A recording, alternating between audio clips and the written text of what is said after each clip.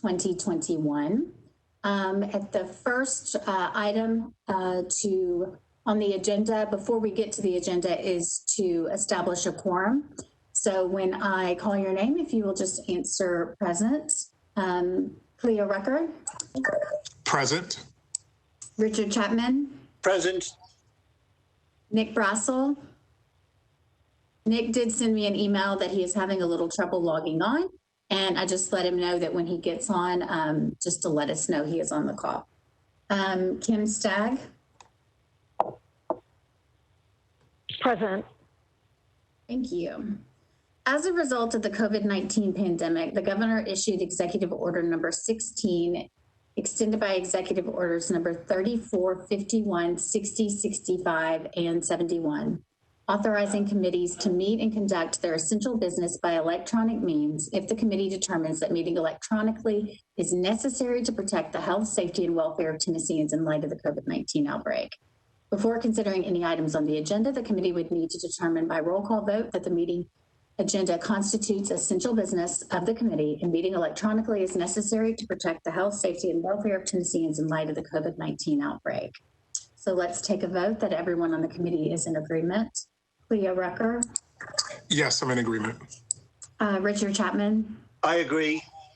Nick Brassel, who is not on the call yet. Kim Stagg. Agreed. All right, thank you. All right, we will move on to our agenda items. And our first item is the overview of items presented at the Study and Formulating Committee. And then we'll move into the additional information from our committee members. But the first item is the spreadsheet. We did update the possible recommendation for the PPO plan that the committee did ask our legal counsel, Nikki Ecke, and Director Shannon Hall, who will be joining the call momentarily. She is having some difficulties this morning. So we will go ahead and turn this over to the chair, Mr. Rucker, but just wanted you guys to see that possible recommendation from Nikki and Shannon has been placed into the spreadsheet. So Chair Rucker, I will turn this over to you. Good morning, and thank you, everybody. Thank you again for the work that you have done, everyone with the city's, Metro's HR department, as well as the legal office as well. As we look at the recommendation, and thank you again for sharing the documents ahead of time as well. As we look at the recommendation, I want to open the floor to the other committee members to see if they have any questions or concerns as it relates to item 1, the amended PPO language or so.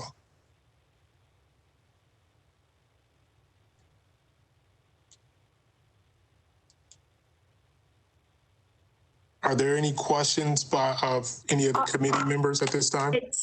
Chair Rucker, it does appear that Mr. Chapman has a question. He has his hand raised. Yeah, this is more an observation than a question. Well, let me tell you first, since we're in a public meeting, I favor removing language generally altogether as far as the council reviewing the benefit plan. I think that should be a responsibility for, at least as far as it goes for the medical plans, to be reserved by the benefit board itself. Here's my argument. The benefit board has complete authority to set the structure of the benefits for all of what I want to call the alternative medical plans. But it doesn't have authority to, even under the proposal that we have before us, it doesn't have authority to set that for what I want to call the basic plan or the PPO or whatever you want to call it. It doesn't have authority to do that without the council's permission.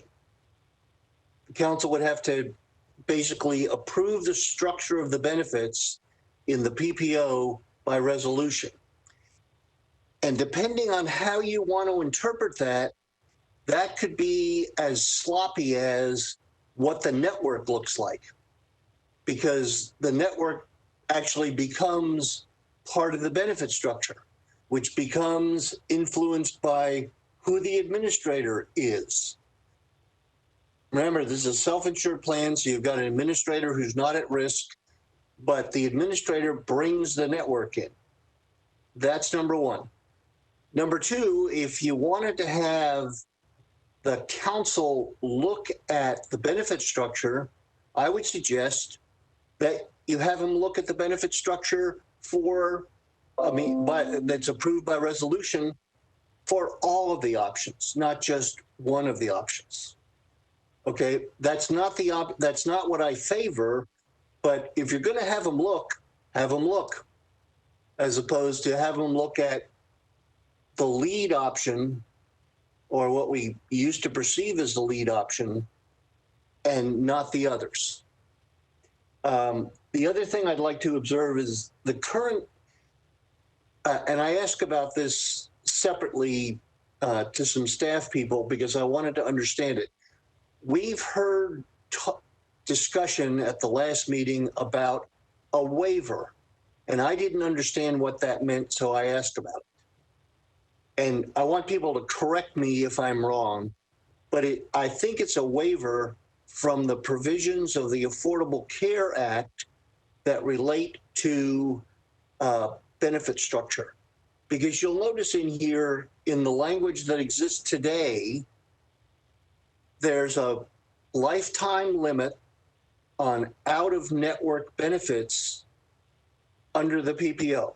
It's in the middle of the first paragraph. I think that that's what the waiver it's one of the things that the waiver applies to, because the required benefits do not allow a lifetime limit, as I understand it. And don't take me as the authority, because even though I've done this way in the past, and so I may be missing some details, but from a discussion standpoint, we need to understand that that might be a central position as far as the quote waiver is. So just from my standpoint, I don't favor giving the council the ability to review and approve the details of the benefit plan. I think it's appropriate to require the benefit board, and again, this is a tricky timing thing. The benefit board is going to put together an estimate of how much it costs to provide the benefits for employees, and that's going to become part of the budget. So that means that the benefit board has to establish the benefit package basically now, because they have to estimate what the premium costs are going to be for either the fiscal year or the calendar year, and I'm unsure when Metro changes its premium amounts. I'm pretty sure it's probably January. Christina, is that correct? Yes, the premiums for the health insurance are changed. They would go into effect January. Okay, so today, the benefit board has to establish a benefit package for the health insurance, and somebody, probably the actuary, has to take a stab at what's that going to cost starting January 2022.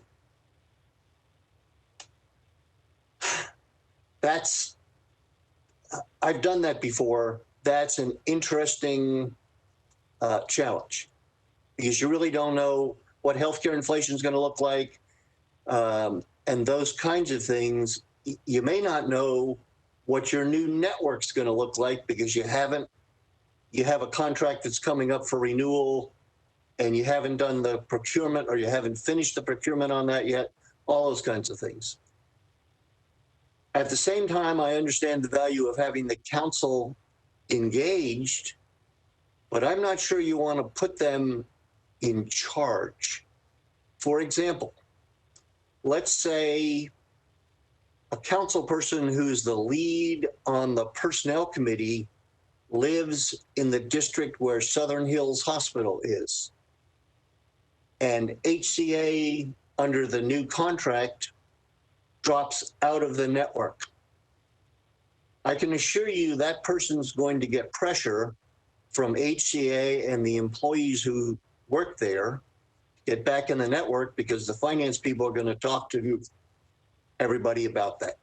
The finance people from HCA, not necessarily the finance people from Metro.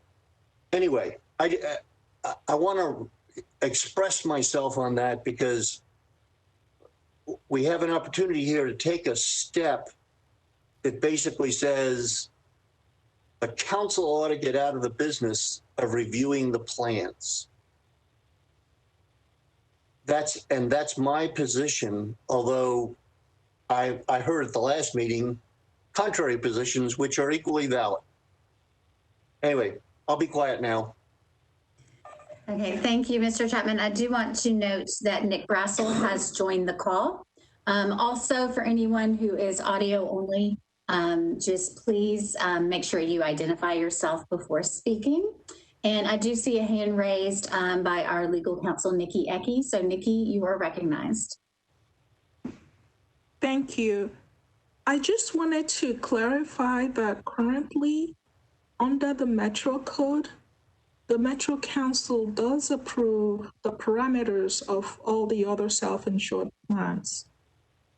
These are broad parameters like the out-of-pocket maximums, the co-insurance, and then the board, all the other details are then left to the board. So just wanted to clarify that the other self-insured plans, their parameters are approved by resolution of the Metro Council, but those are broad parameters, not the intricate details as to who is in the network or not, but broad parameters like co-insurance, out-of-pocket maximums. Thank you, Nikki. Ms. Stagg, you are recognized. Mr. Chapman, I wanted to say, I fully support your recommendation.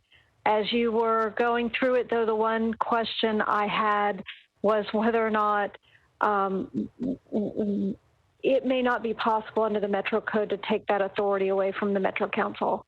And I think Nikki has just spoken to that. Perhaps something in this possible recommendation is just to make clear that the approval of the Metro Council by resolution would be with respect to aspects similar to any other plans they would approve the aspects of the PPO plan similar to the aspects they review and approve for the other plans. We certainly don't want to imply that the recommendation is we want to put more of a review and approval process into Metro Council's hands with respect to the PPO plan, that they certainly already have enough work on their plate.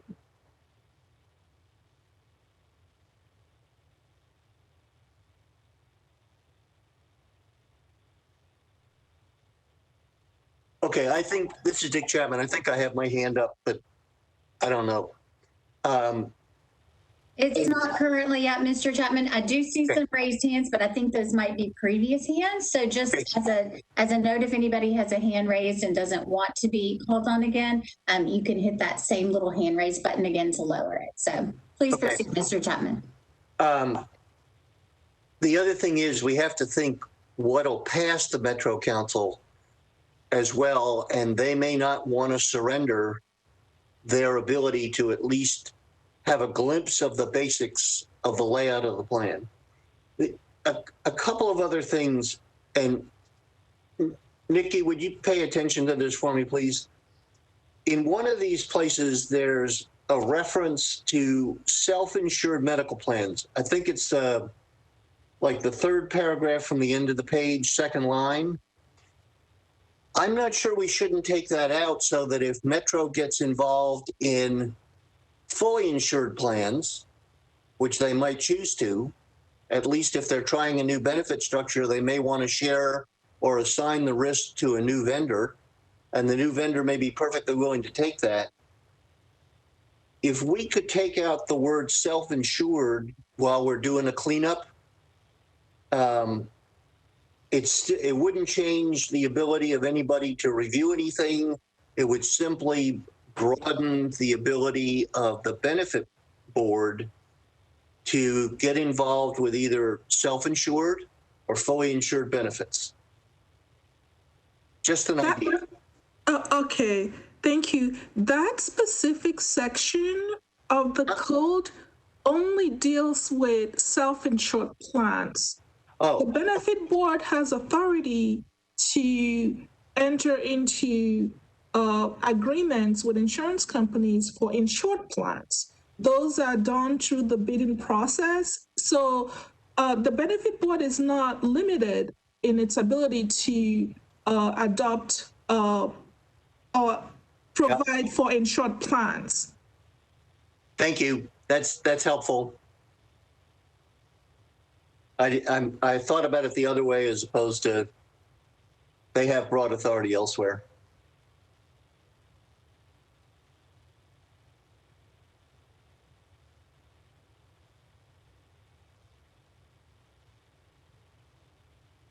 Chair Rucker, I don't see any more hands raised, so I will turn it back over to you. So thank you all for the comments and questions that were raised. I go back to considering the discussion that was provided on this, this key topic.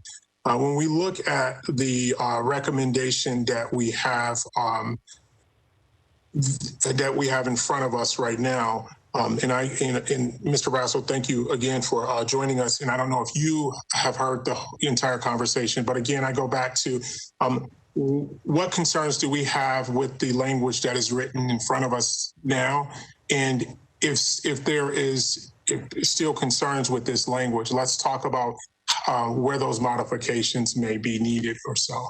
And so I guess I'll start with you, Mr. Chapman. I don't know if all your concerns were addressed and if you had something that specifically stood out with this language, but I'll start with you. I just read, this is Dick Chapman. I just read the language again on the proposal, and I think I'm fine with it. Great. Thank you. Yes. If I may interrupt, I do see Nikki Ecke has her hand raised. Thank you. I just wanted to just clarify that this potential recommendation will just allow the PPO plan to follow the same method for all the other self-insured plans. So it's just putting the PPO on par with the other self-insured plans. And the same way those self-insured plans are adopted will be the same way the PPO plan will be adopted going forward. Great, thank you.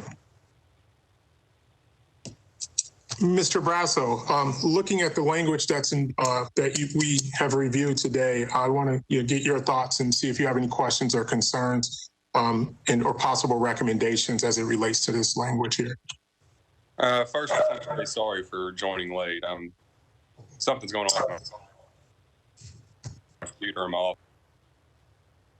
I think after reading through it, I think I'm probably comfortable with it. I'd had a little concern in the past thinking about it, but I think with them having control of the other plans too and the options,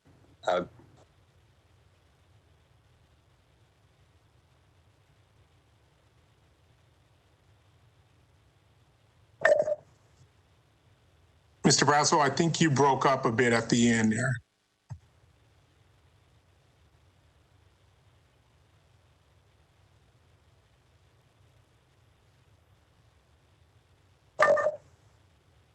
and this step. Mr. Brasso, I think your audio is having some difficulties. Can you? I'm sorry, can you hear me? Yeah, we can hear you now. Do you mind just kind of rewinding a little bit and stating what you stated probably when the audio may have been breaking up? I was just expressing that I think I'm comfortable with this language now after thinking about it and considering it, and the fact that they do have control over the other plans, and it would just be consistent. And I don't think they're going to go out and do anything that's going to be reckless or harmful. So I think I'm probably fine with it. This is Christina Hickey. I just want to note there is a typo in the box, D3, where it says out-of-pocket maximus. That is actually maximum. I don't know if that was an autocorrect issue, but just wanted to clarify. So when you do vote on language, you make sure that that maximus is maximum. Thank you. Ms. Staggs, want to ask if you, considering the conversation and the discussion and questions that were raised, I want to see if you have any concerns about the language that is written regarding the PPO out-of-pocket maximum. Yeah, no, this is Kim Stagg. I fully support what is here. And if there's a slight adjustment to align with Ms. Ecke's comment that approval is on par with the other plans of the Metro Council by resolution, that is fine too, although I don't think that is a condition of my acceptance and support of this recommendation. Great, thank you. I think in myself, I am in support of the language as written as well. So I will, I guess, open it up to questions from any other comments from anyone outside of the committee members. Mr. Brad Rayson of SEIU, recognized. Good morning. Brad Rayson, Local 205 SEIU. I'm getting the hang of this, Mr. Chapman, just like you. I've managed to unmute myself and raise my hand. I just want, and I apologize for missing the last meeting, but just wanted to be clear myself that with this change, the PPO plan would lose its grandfathered status, and what the implications of that beyond just the co-insurance and out-of-pocket maximums might be. Because I know there are other things that have had to remain in place to maintain the grandfathered status.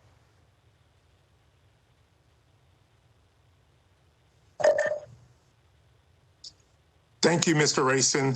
I know at the last meeting, we had conversation and discussion as it relates to the grandfather status. I would ask, are there any questions or concerns by anyone else, or do we clearly understand the impact that the language and the change may have on the grandfather status or so?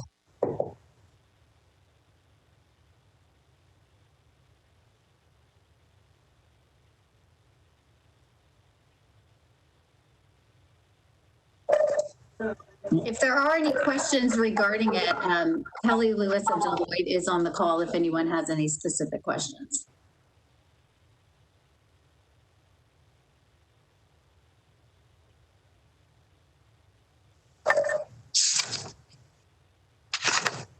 As there are no questions, I will again just ask the committee members before moving on to the next item. I will just ask the committee members, are they still comfortable moving forward with the language as written? Mr. Chapman? I had to unmute myself, thank you. I'm comfortable with the language that's on the second page about the recommendation. And I want to make sure we understand what we're talking about right now.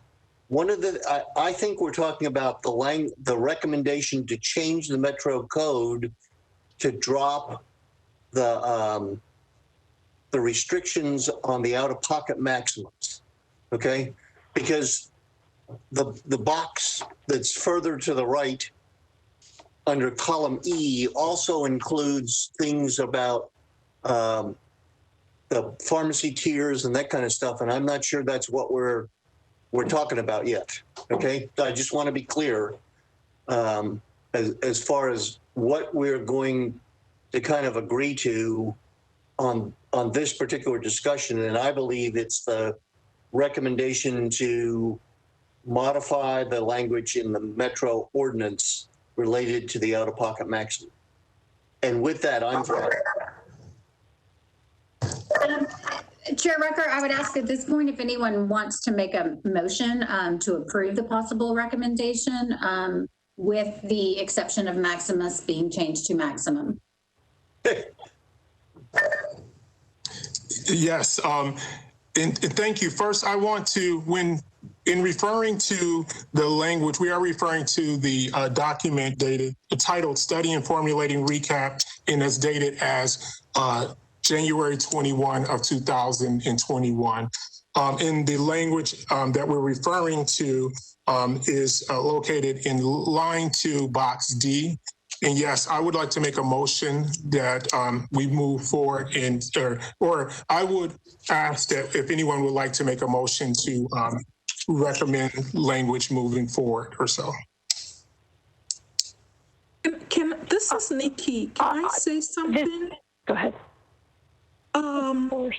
Just wanted to respond to what Mr. Chapman said.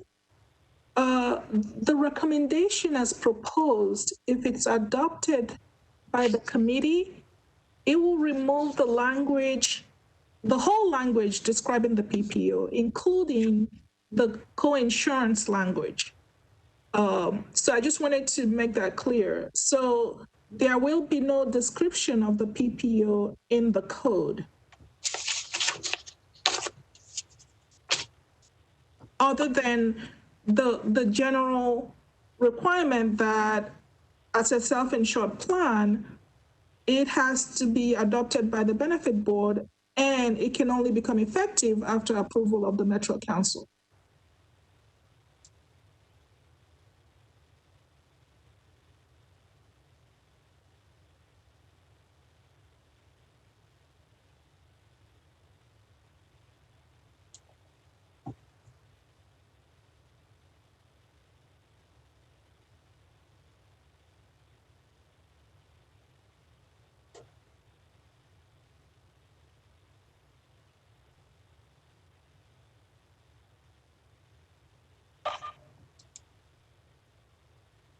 Are there any other questions on this? I believe Mr. Chapman, you have your hand raised. Can you hear me? Yes, I can. Okay. I'd like to make a motion that we adopt the language in the staff report to the Study and Formulating Committee that we've been considering right now on the PPO recommendation.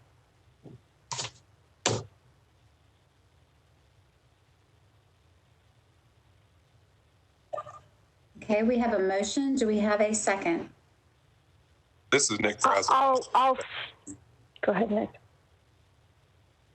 Go ahead, Nick. I was just going to say I'll second it, but because we were both going for the same thing. Okay, we have a motion and a second. Mr. Chapman, will you please restate your motion?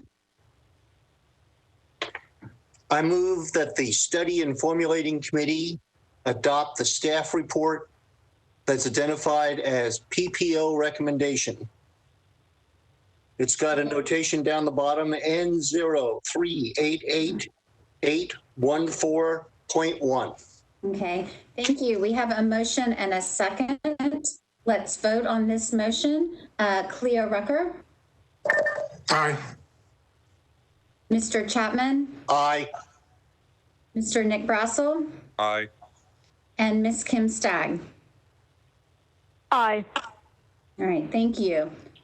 Motion and is adopted. It is unanimous. I'll turn it back over to you, Chair Rucker. Thank you. As we move to item 2 on our Study and Formulating Recap document, I would like to ask the committee members if there are any questions as it relates to the recommendation that has been provided in box D of line 3.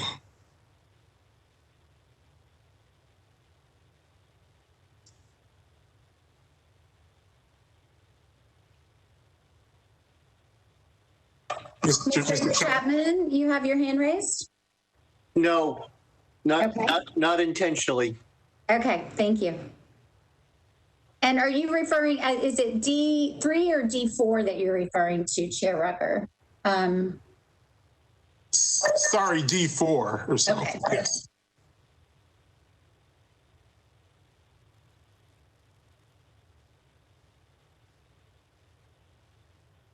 Mr. Rucker, I don't have any further comments on that possible recommendation and fully support it.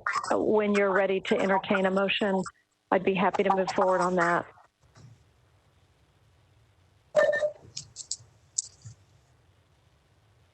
Mr. Brassel, do you have any thoughts or concerns about the language as written? I'm sorry, I was looking at a printed out version, and I just want to clarify which item we were talking about. We are referring to the Medicare, item number 2, Medicare. Okay. Yes. Okay, in regard to the Humana plan, I would just say I'm fully in favor of that. Okay. Mr. Chapman, do you happen to have any thoughts or concerns about the language as written in the recommendation for item number 2? I think I'm okay. I'm generally okay with that. I want to point out a couple of things here. By the way, can you hear me? Yes, we are. Yes, Mr. Chapman, this is Christina Hickey. We are getting some feedback. So I would just ask that anybody who's not speaking just mute themselves at the moment and see if that can help resolve the issue. I know technical difficulties arise in these meetings. Yeah, I would note a couple of things here. Already 1/3 of the over 65 retirees are in the Medicare Advantage plan. Number 2, I think this particular recommendation is going to kick up some dust because people aren't going to want to switch plans when they turn age 65. I mean, it's just that simple. Most of the ones that are currently 65 who are in one of the regular medical plans are in the Blue Cross PPO option, about half of them. And if the staff of the HR office is willing to take this on, this is going to be interesting, in my opinion. But I think it's a good recommendation for us to make because it preserves the benefits for the over 65 retirees, at least as they are available in a well-run Medicare Advantage plan. The actuary has asserted to us that will save the retirees in the aggregate money. It will reduce the OPEB liability that Metro now has to account for. And quite honestly, when employers made benefits decisions some time ago, the OPEB obligation was not required to be listed in the financial picture. So it really provides some relief for these new obligations to list this stuff in your financial reports as far as Metro is concerned. And it reduces the amount of money that Metro will put up towards this group of retirees. I can't see where it has a tremendous disadvantage in the aggregate. Now, I think in individual cases, there's going to be some retirees who are going to be disadvantaged under the Medicare Advantage structure a little bit, but in the aggregate, I think the retirees will be advantaged. Thank you, Mr. Chapman. Nikki Ecke has her hand up, and then James Smallwood. Nikki, you are recognized. Thank you, Christina. This is just an administrative issue. Christina, I was going to ask if you could please read the language so that those that do not have the visual can know the language that the committee is considering adopting. Thank you. And for clarification, Nikki, you are talking about cell number D4, the possible recommendation, correct? Correct. Thank you. D4, possible recommendation for item number 2, medical care, is effective 1/1/2023. Offer Metro pensioners a group Medicare Advantage plan as their only option. Pensioners and their dependents must be Medicare eligible. Also, remove the employer group waiver plan language from the Metro code. Also, that could be considered as code cleanup. Mr. Smallwood, you are recognized. Can you hear me? Yes, please, if you could just introduce yourself. This is James Smallwood, president of the FOP.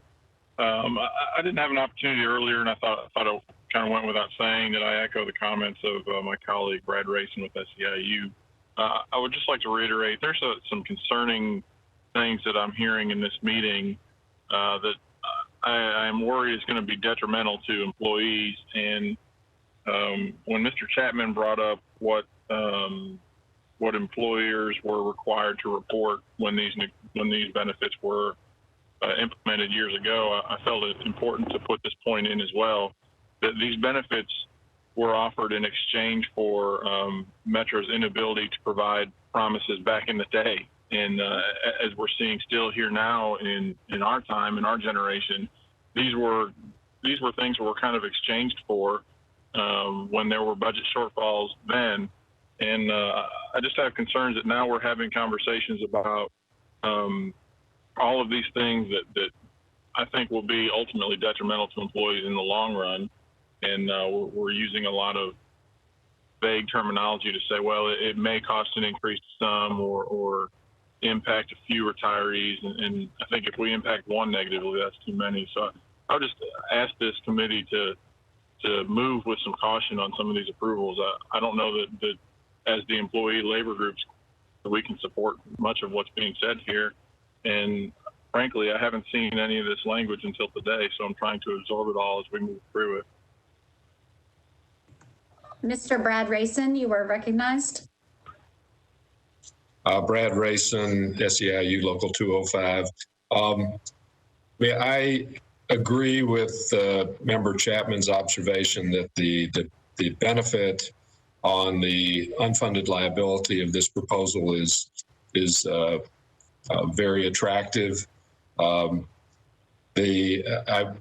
also agree with his prediction that there'll be some dust up among our retirees. We've been doing some outreach to current retirees who are the ones that I think he is identifying as probably, or who will be the ones who will kick up the dust, because there is a lot of trepidation about what this would mean. And the representations have been, and in looking at the last presentation, is that this is going to be equal to or better for all retirees. There won't be any loss of access to their doctors. The benefits will be paid the same. Out of area benefits will be available the same as they are. But the language here doesn't even really specify what kind of group Medicare Advantage plan would be provided.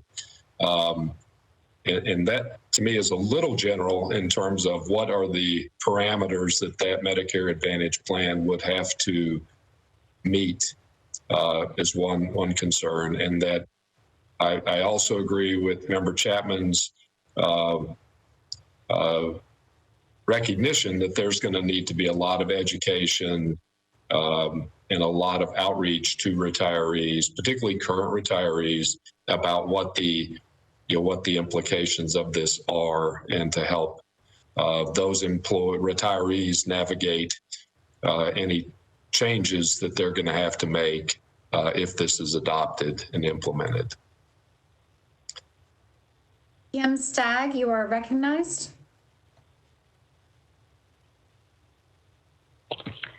Thank you. I hear Mr. Rayson's and Mr. Smallwood's concerns loud and clear, and certainly I have concerns, and we have in many of our meetings voiced concerns about this recommendation adversely affecting retirees. We have time and again seen information and seen data that indicates this won't adversely affect them. I do believe the devil is in the detail here. What that group Medicare Advantage plan that will become effective in almost 2 years from now looks like will be determinative about what the effect is on pensioners and their dependents. So I support this possible recommendation. It allows Metro to go forward now and put together the group Medicare Advantage plan that will be available to our pensioners and dependents as the only plan.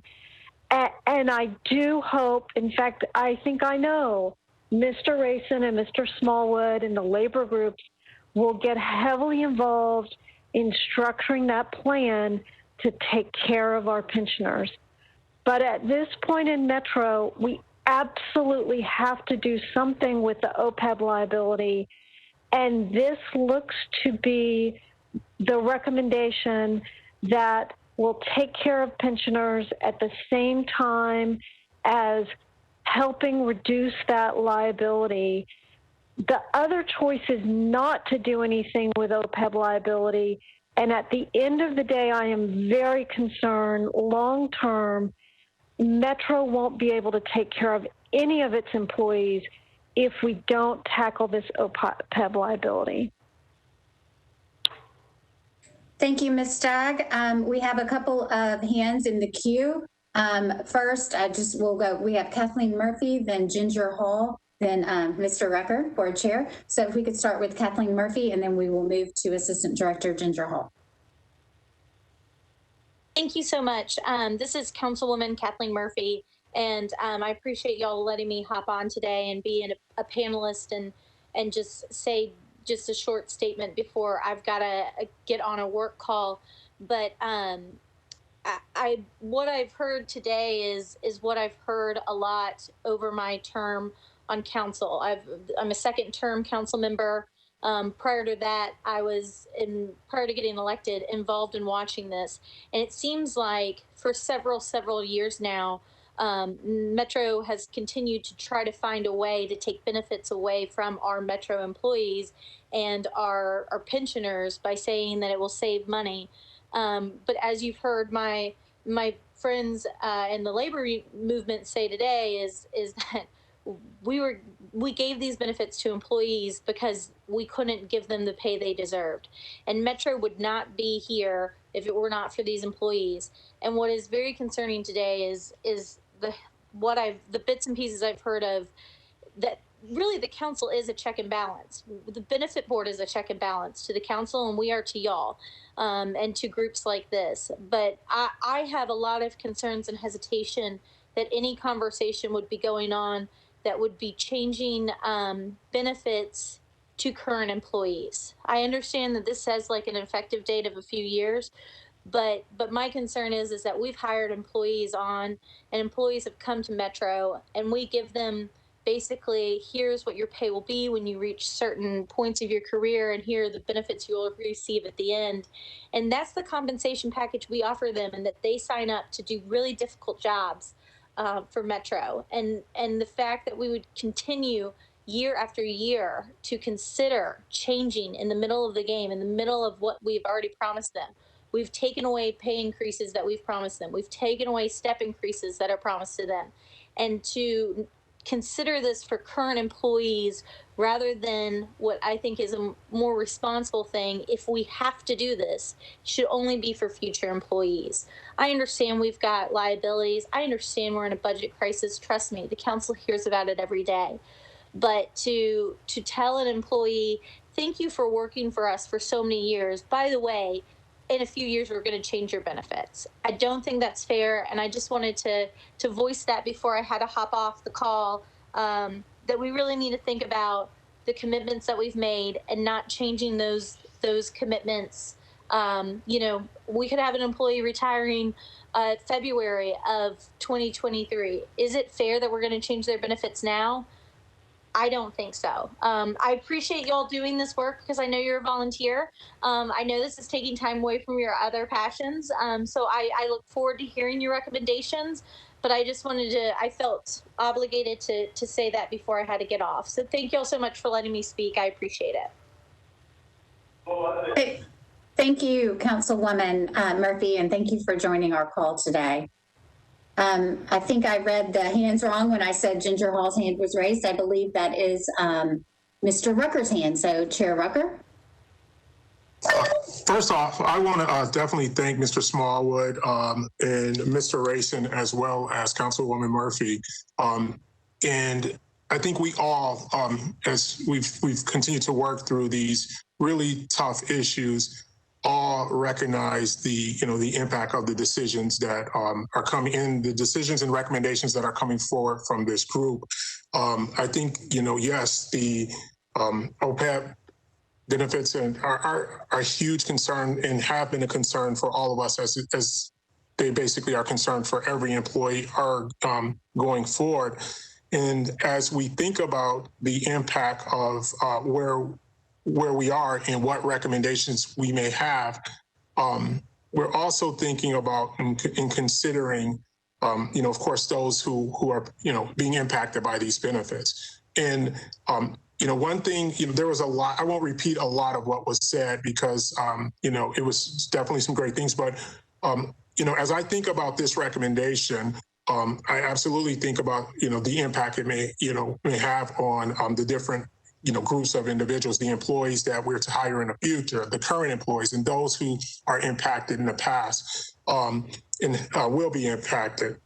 And one thing that I think there's some areas of growth here in the communications part, in the open enrollment work that will be done by HR to inform more of the retirees as well as the employees on some of these benefits that we're coming up with in recommending. And so when I think about this, I do think that this is one of those areas where as we've met over the last couple of months, and as we've learned more about these benefits here, we've learned, and to me, some things stood out as it relates to areas of growth where, retirees and the different employees may not know what their providers are in certain plans. And it seems that there's a great deal of communications can go in some of that area, in those spaces. And I felt that this was one of those. Yes, in some of the prescription benefits, there were some areas of, some communications would help individuals get a better understanding of their benefits. But I didn't want to reiterate a lot of what was spoken. I appreciate a lot of what was spoken, but I still see the language that we have here as language that would be that I would support moving forward with. And I don't know if there isn't any other questions, I would want to double back with the committee members to get their thoughts on it following the great conversations that we've just had about the items.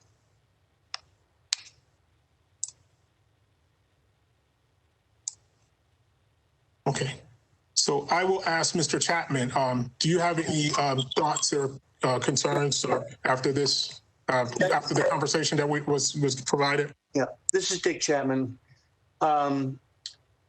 As I understand it, if we don't take a position on this matter, it is unlikely that the benefit board can begin to take a review of this. Now, that's my understanding in the overall scheme of how our obligation fits in with the benefit board, fits in with the council and those types of things. And of course, one of the things that's driving this recommendation is the fact that there are contracts for the provision of services, administrative services and other services that are going to be subject to procurement activity between now and the 1st of January, 2003.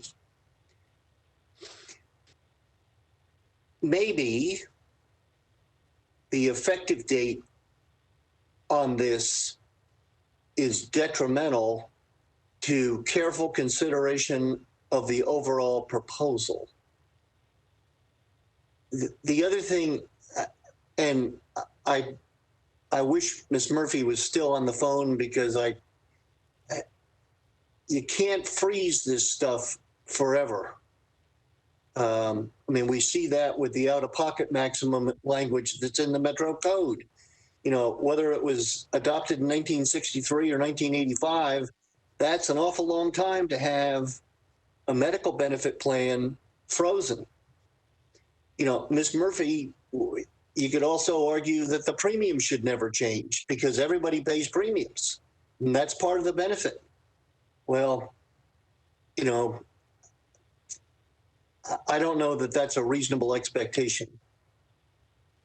Maybe what we need to say is Metro should consider, because we recommend a move to a group Medicare Advantage plan for all retirees over age 65 after a fixed date. And I do want to say all retirees, because I don't believe that I've looked at some of the recommendations that have been made by previous groups like ours, and it says we should do this for the general government employees, but not for the fire police. I think when you reach age 65 and you're retired, your medical needs are not substantially different whether or not you were a worker in public works or in the libraries or a policeman or a fireman. So, and I support maintaining a separate pension benefit for those groups because they have different work requirements, different physical demands on the job, that kind of stuff. But I don't support that when it comes to a medical benefit plan, because I don't think that their medical benefits at age 65 are substantially different from one another. So maybe part of the problem is an effective date that says 1/1/2023, although if that's not in there, this thing will get pushed off for 30 years. I mean, because that's what's happened. I mean, you're essentially vesting a medical benefit. And I understand vesting a retirement benefit because it's replacing compensation. But to freeze your medical benefits and their cost is much more difficult. And I don't have an answer to, you made a promise on medical plans by virtue of the fact that it's tied to retirement. Unless you actually said this is a vested benefit, I don't think it's a vested benefit. But that's my non-legal opinion. So there you go. That's what I think. Thank you, Mr. Chapman. Mr. Brazo, any thoughts or concerns following the discussion that was had about item 2? I appreciate the comments offered by Mr. Rayson and Mr. Smallwood. I personally, in my everyday life, work with collectively bargained union plans, and we have experience transitioning a number of Medicare eligible retiree groups into the Humana plan or into a MAPD plan. And there's always on the front end, you get a lot of kickback and, people that are upset about it. But pretty much every time we transition a group, you never hear anything once they're in it. I think the benefits are great. I would not support anything that I believe was a reduction of their benefits. I think it's going to end up being cheaper for them. It'll be a more simple option once they get into it because they have one contact point. I think given the savings that's possible and the actual disruption that will happen once the group transfers into the program, that to me, it's an easy decision. So I fully support it. Great, thank you, Mr. Brazel. Ms. Staggs, do you have any questions or concerns following the discussion regarding item number 2? I have nothing further. Thank you, Mr. Rucker. Chair Rucker, I see a hand raised by Kelly Lewis from Deloitte. Yes, thank you, Christina. I just wanted to clarify, there was a question a moment ago of why 2023 was being looked at as the effective date, and that's because Metro will be putting all of their medical plans out to bid this summer, and the effective date, once those vendors are selected, will be 1/1/2023. So if this is going to be the recommendation, then it would be taking place at that time, and why it couldn't be before, or why it would be difficult to make it afterwards. So that was the significance of 1/1/2023 because of the medical RFP process. Thank you. Great, thank you, Ms. Lewis. Are there any questions or comments from anyone else in regards to item 2? This is Dick Chapman. I have a couple of questions, if I might. And this might be directed to Ms. Lewis, if she pays attention, please. All of the medical plans other than the Medicare Advantage plan are self-insured. Is that correct? Correct. Do you think that the administrative fees would be different? And I'm assuming that you've got the way you're doing the procurement on the administrator is you've got a monthly administrative fee you're paying to the administrator basically for network assemblage, claims paying, running a contact point for telephone conversation and email input. You probably got medical necessity determinations and all those other kinds of standard things that you'd find in one of those contracts. Beyond that, you have to specify what groups of people are going to be covered so that an administrator can estimate how big the job is. Tell me when I go off track.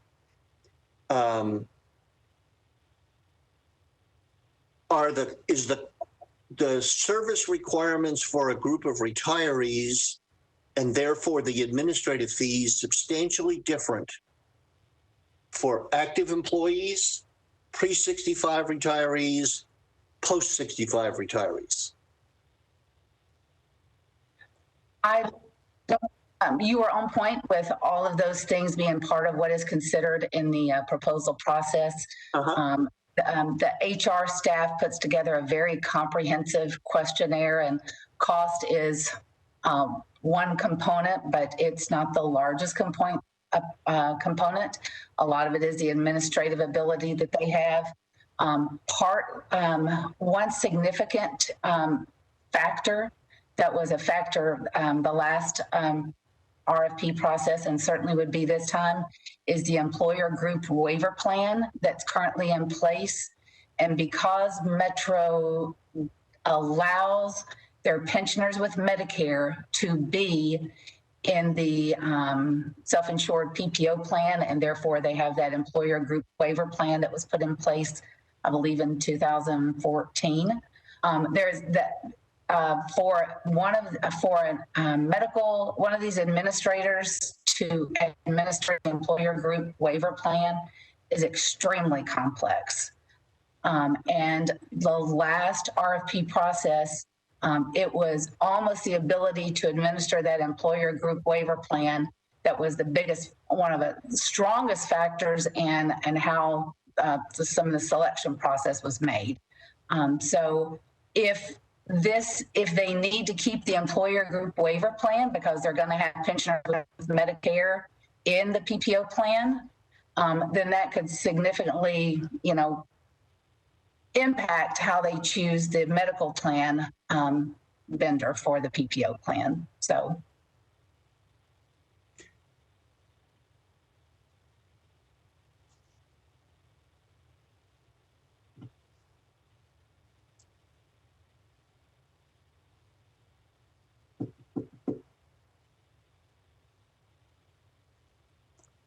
Yeah, I'm trying to be quiet. Okay. This is Dick Chapman, and I'm done for now. Thank you, Mr. Chapman. Any other questions or comments on item 2?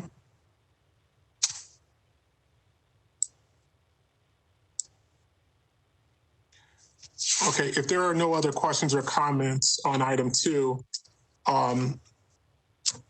Christina, I move to recommend that the committee recommends the language in item 2 with the recommendation that effective January 1st of 2023, we offer Metro pensioners a group Medicare Advantage plan as their only option. Pensioners and their dependents must be Medicare eligible, and we remove the employer group waiver plan language from the Metro code as cleanup. Okay, so that is a motion on recommendation item number 2 in box D4. Is that correct, Mr. Rucker? Yes. Okay, is there a second to this motion? I'll second that motion. This is Kim Stagg. Okay, we have a motion and a second. Let's put it to a vote. Could you hold on for a second, please? Yes, absolutely. I'd like to offer an amendment. And, I'm going to say this. I agree with the general direction.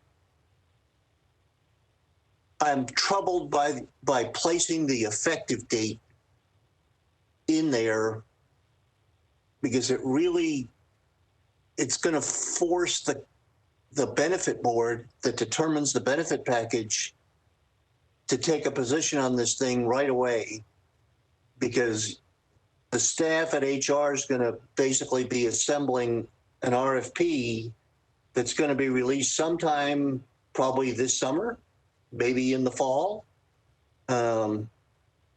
because it takes that long to implement any of these things and to get on board with a new administrator, or in this case, an insurance carrier. At the same time, if you don't have an effective date, I'm not sure you'll ever get it done.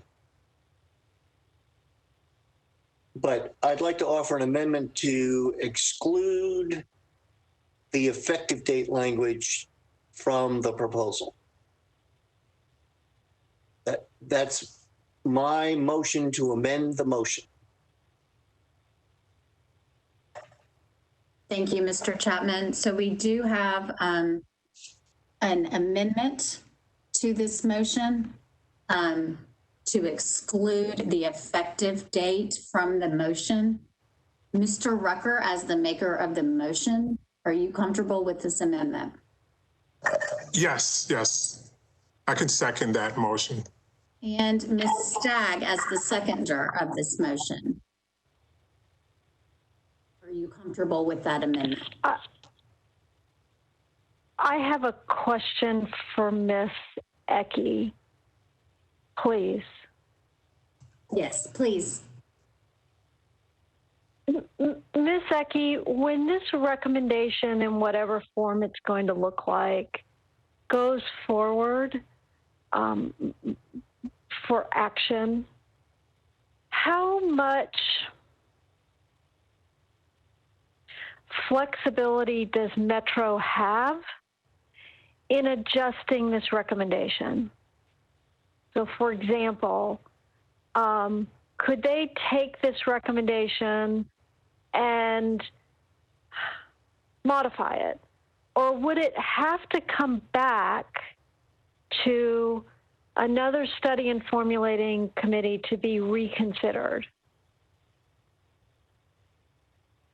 Metro can modify the recommendation. So, for example, if the committee were to adopt the current proposal that has an effective date, the benefit board can recommend a change to that effective date.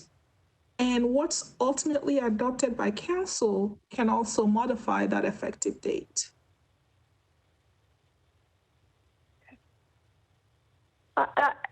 Thank you. That is very helpful. I certainly am happy to second Mr. Rucker's amended motion. Thank you, Ms. Ecke, for that clarification.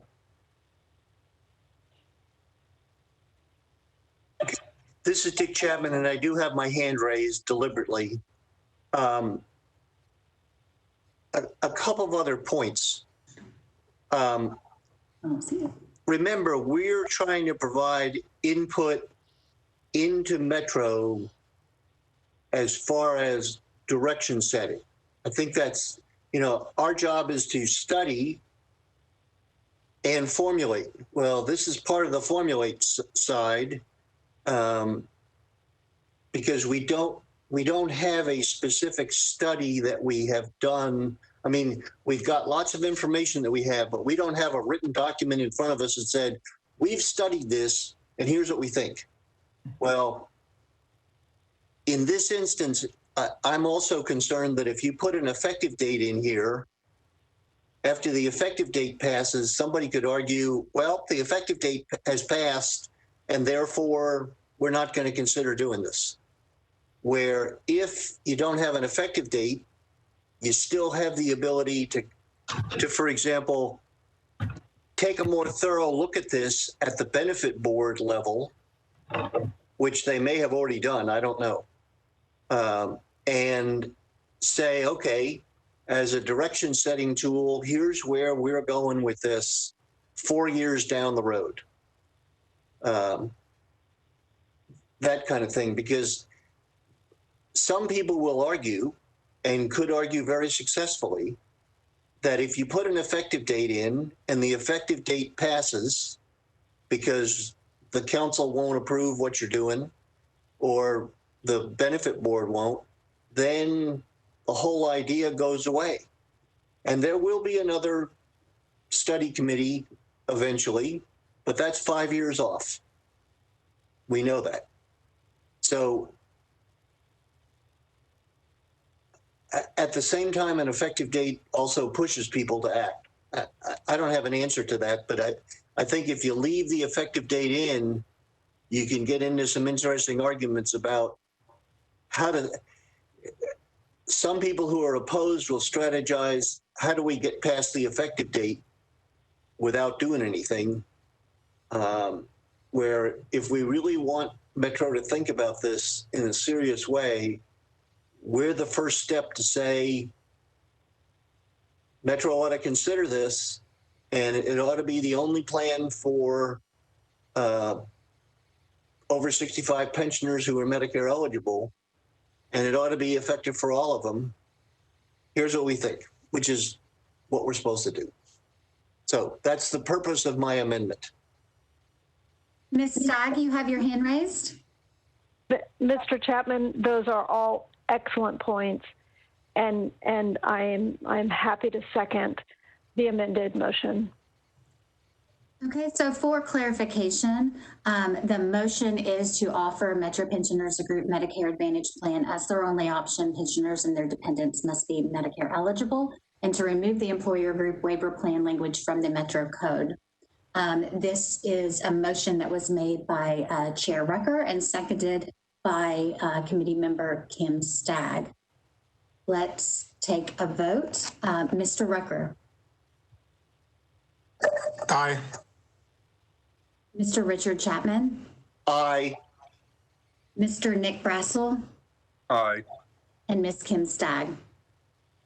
Aye. Motion is approved. Turn it back over to you, Chair Rucker. Thank you. Now we can discuss item number 3.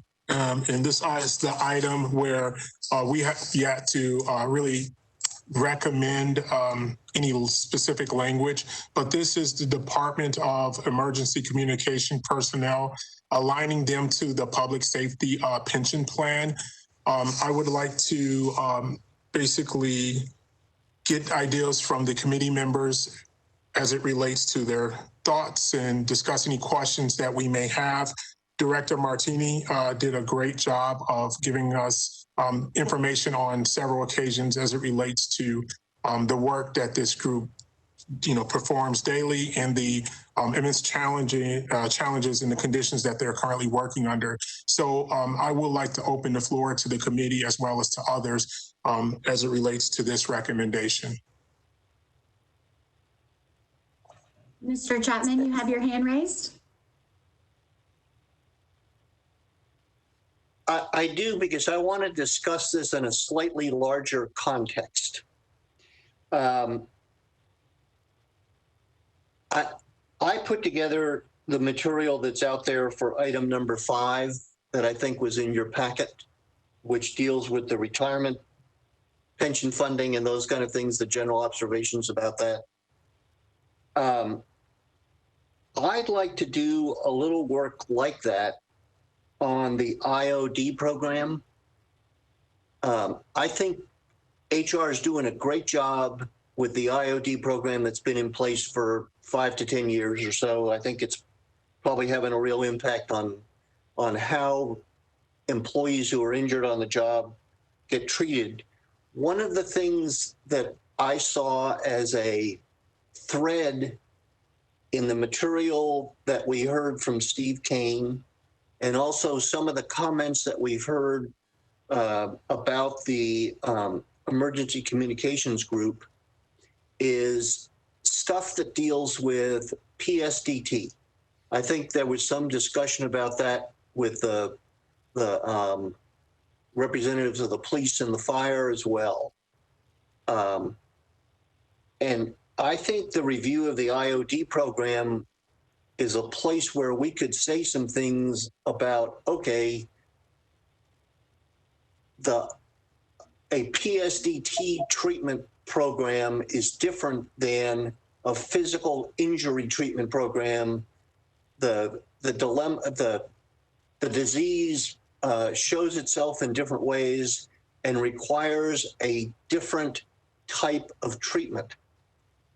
That treatment also involves maybe a different way to look at time off for that condition. I think that would be a valuable thing to say. Now, in part, it involves the Civil Service Commission because they have some authority in this area. It also involves the HR group as far as its IOD activities. And there are existing programs in the police department. We heard a little bit about there's a new program in the fire department we don't know much about. And we heard from Mr. Martini about the stress that the people in his shop are regularly exposed to. He wants to change the retirement plan. That's a pretty big deal. But at the same time, the second set of materials we got from Mr. Martini also talked about the stress associated with the job and maybe I'm looking at this entirely too simply, but some of it may be that they need better access to a treatment activity, either at work or after work. They may need something as simple as a small area where they could go and ride a stationary bicycle. Because one of the things he said was, you got to find a way to relieve the stress. It may be as simple of dealing with that very narrow aspect of things to simply have a place where you can go and exercise. I mean, the material he sent us said these people were subject to great flows of adrenaline back and forth and those kind of things. And there needs to be some way to relieve that. Yes, I did read most of that material.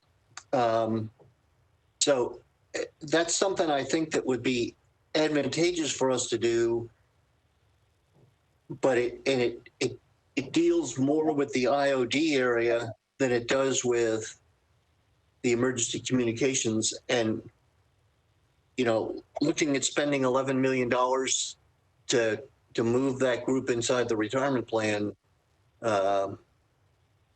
that's pretty good size expenditure.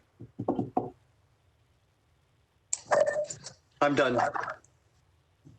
Thank you, Mr. Chapman, Mr. Brasso, your thoughts?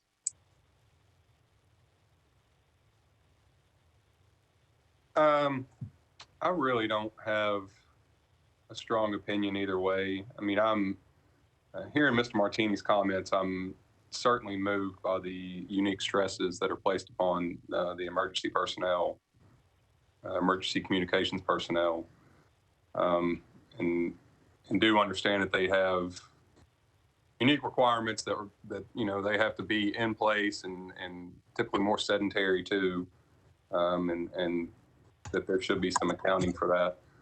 But also, you know, I agree with Mr. Chapman that the increase in liabilities is a lot to consider and stomach. But I would say at this point, I don't really know which way I lean.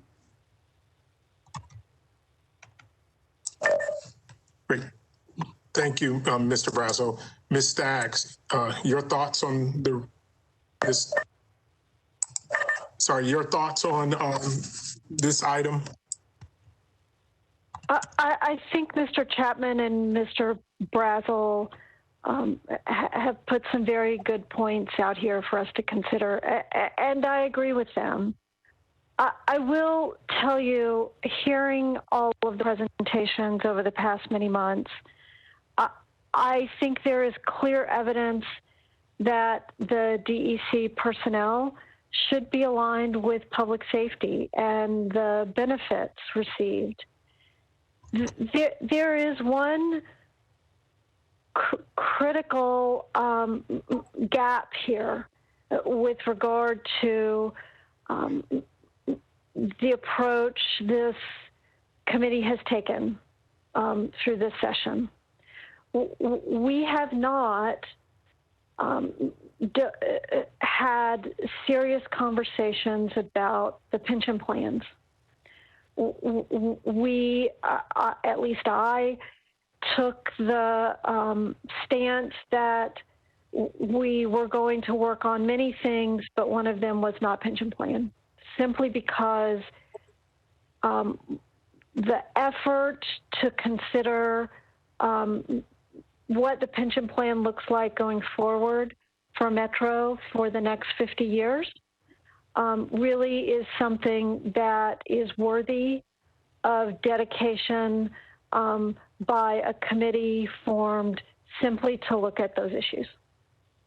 So with that in mind, while I am inclined to support this recommendation of including the DEC personnel into the pension plan, I think the better approach right now is to instead make a recommendation aligned with Mr. Chapman's thought that those DEC employees be considered for an appropriate IOD program, And at the same time, we recommend to Metro and to the mayor that he consider convening another committee soon, certainly before the 5-year maximum period, to look at the pension plans, consider this issue, consider any pension reform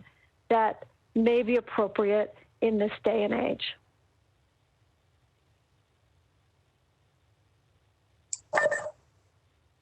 Thank you, Ms. Stagg. I will note for just my thoughts on this rather quickly here. I absolutely appreciated the presentations that we were provided on the department's emergency communication personnel. And I do recognize the immense stress that the stressful conditions that they work under. And I agree. I think that more inclined to say that this group of personnel should align with the public safety pension plan.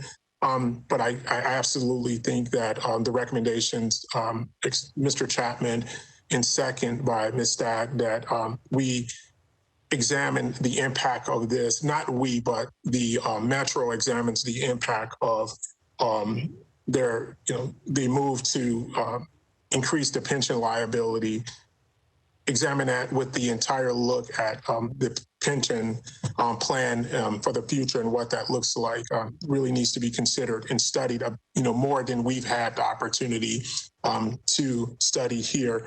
And I do recommend that it's more of an IOD type program be explored and examined for this group as well. So, Mr. Chapman, I see your hand continues to be up. I don't know if you have additional questions or comments.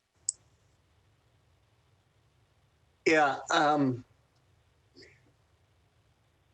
must admit, I'm the author of the material that you have that deals with the review of the pension plan, and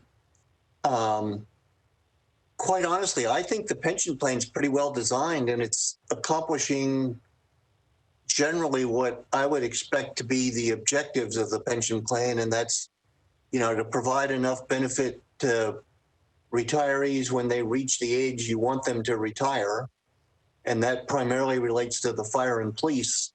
I looking at some of the material that's available to us, that we've actually seen from the consultants, that's basically happening. And I think the pension plan is pretty well run. And I've said that in that document. If you've had it, I realize you got it yesterday, so I don't imagine at 11 o'clock last night you were plowing through it, because it would have put you to sleep. But generally, I concluded, based on looking at a lot of stuff, including some things that are out there on the Metro website that aren't generally available. Well, they are available. Anybody wants to look at them. That the pension plan's pretty well run, and it's doing what it's supposed to do. Now, there's probably people who would advocate for a better schedule of benefits and those kind of things, but I think it's pretty well run. It looks like it's got the basic provisions administratively in it to take care of things. It's well financed. I mean, it's fully funded. For the past 12 months, it's had a 14% return on the investments. That's pretty good. Those kind of things. But I do think that we have some opportunity in the IOD area where we might want to make a few suggestions that would quite honestly benefit the emergency communications group, because I'm perfectly willing to write recommendations that are in the weeds, that are really very specific things that aren't things that are done by the benefit board, but are things that you can do through the budget. You can allocate $5,000 in the budget to that operation for the purpose of providing some opportunity to relieve stress while you're at the job. You could say, they need to add one person to every shift so that those people who are under stress can do that. Those are very kinds of in the weed things, but that's the kind of stuff that we could recommend as well. It may never happen, but if we don't recommend it, it certainly won't, unless Mr. Martini jumps up and down when he does his budget presentation. It won't happen. So I think, you know, Mr. Martini made the point that this is really the first line of contact when anybody has a public safety issue. And that's absolutely correct. And it is stressful. And it's stressful from a different way. And it's not necessarily physically challenging, other than the fact that you have to be sitting basically at a workstation for a 8 or 12-hour shift. It's not physically challenging in the same way, being as we visualize firemen and policemen and, you know, people in the sheriff's office who are got custody of inmates and those types of things. That's all I have to say. Thank you. Thank you, Mr. Chapman. Mr. Brad Rayson, you are recognized. Brad Rayson, SEIU Local 205.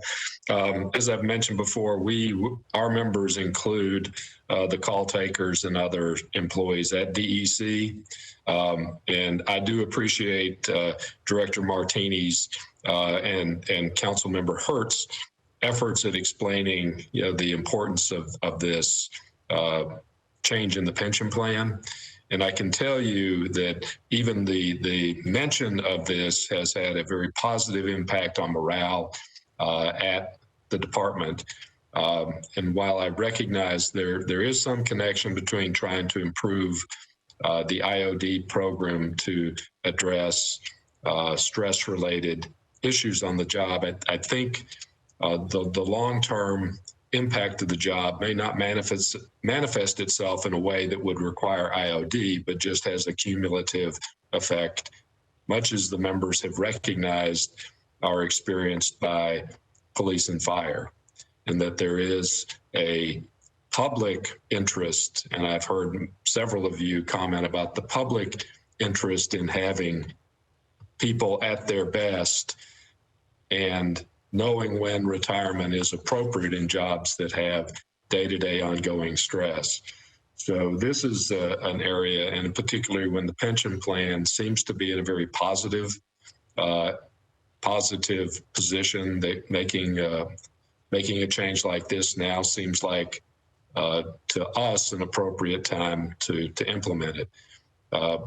Delaying it for another 5 years or until another Study and Formulating Committee is chartered, and then whatever recommendations get implemented won't really address the long-term need of the employees here.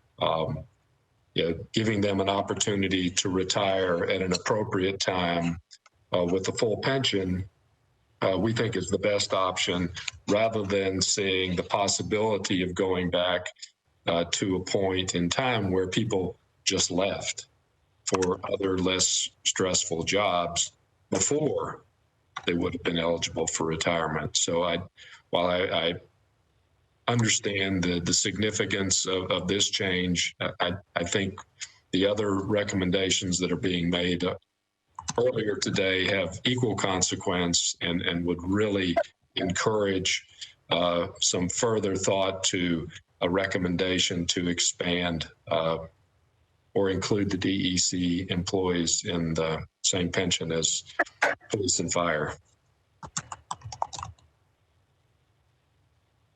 Thank you, Mr. Rayson. Director Martini, you are recognized. Thank you. I appreciate the opportunity to speak to this group again, and I'm very appreciative of the previous meetings and considerations given thus far. I think Mr. Rayson did a good job kind of hitting those same points, but I did want to speak to the physical impact on our dispatchers. What we're seeing with this increased adrenaline rush that comes and is not used, that's not once a shift. That's 65 to 80 times a shift. If you handle 100 calls in an 8-hour day, 60 calls of those are high adrenaline, high impact. To burn that off, to use that adrenaline in an effective way, like law enforcement or fire gets to do in the field when they chase that suspect down the street or climb the ladder during the house fire.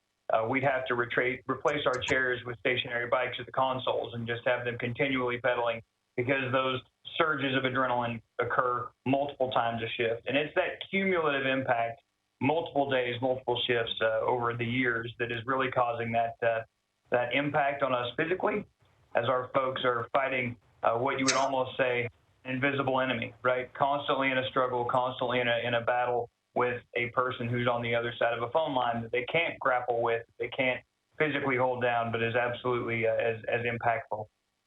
My request of the group today would be just to submit this recommendation to the Employee Benefit Board for further investigation, further review, looking at IOD options, looking at the viability of the pension plan, just sort of giving this an opportunity for further consideration. And I appreciate your time today.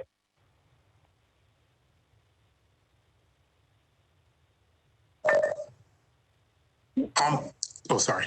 May I speak? This is Kim Stagg.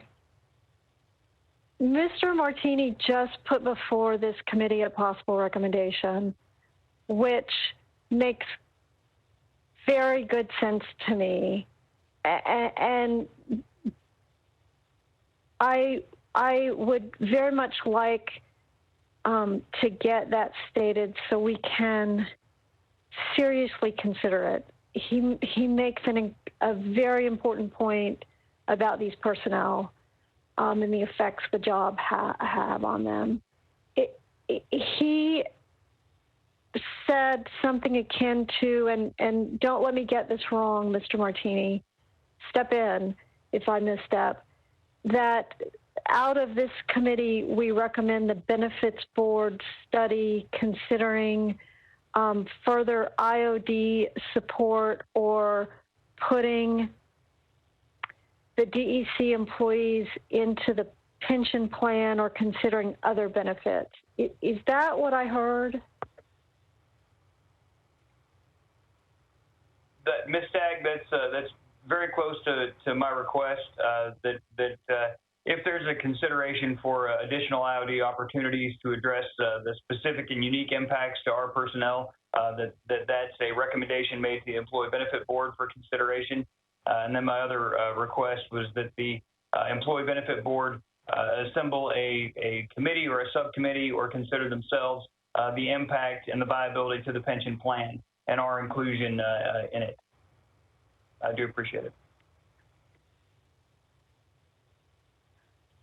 Would the committee consider seeing what Mr. Martini just said as the recommendation in writing so we could consider whether or not we could move forward on that? This is Chair Rucker. I would definitely consider moving forward with what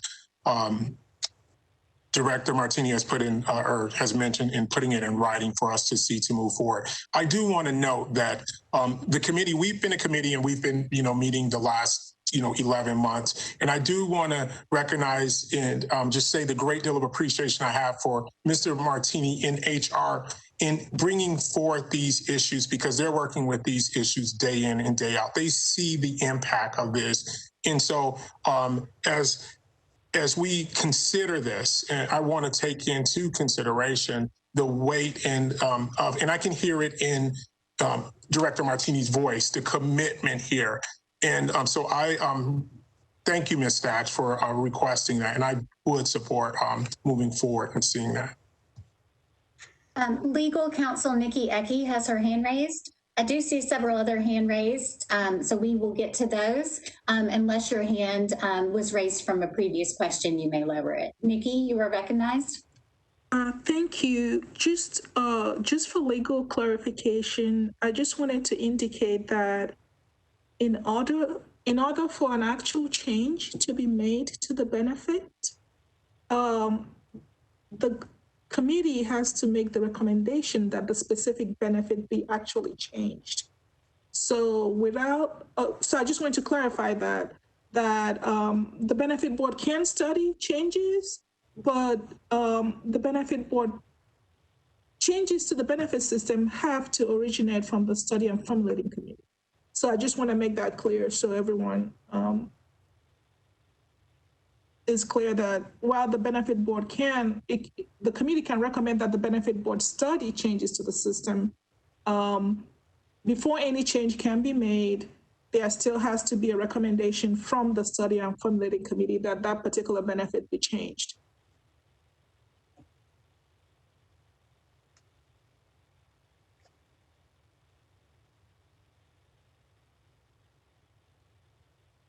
Mr. Chapman, you have your hand raised. I do. You're recognized. I'd like to make a comment back to Mr. Rayson.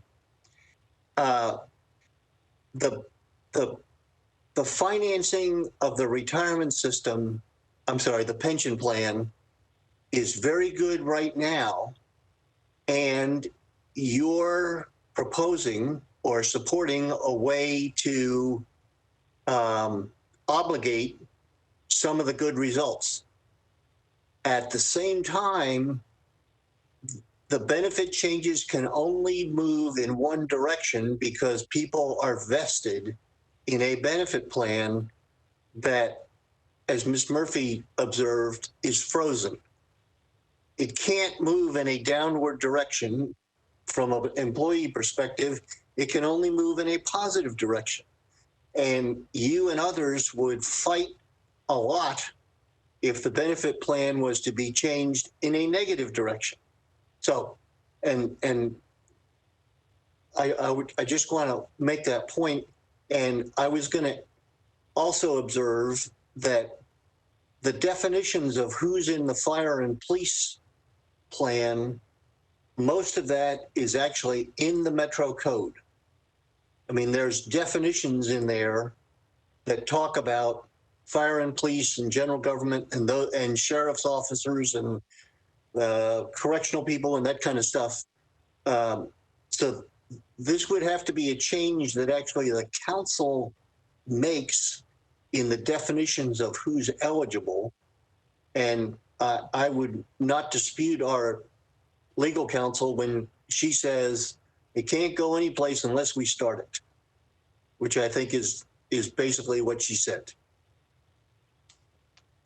Those are my comments.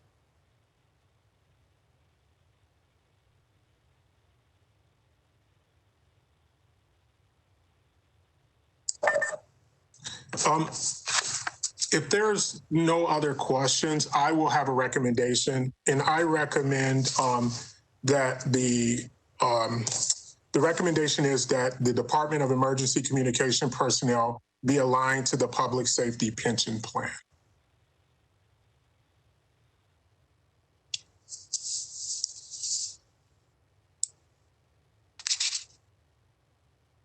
Okay, thank you, Mr. Rucker. That is a motion, correct?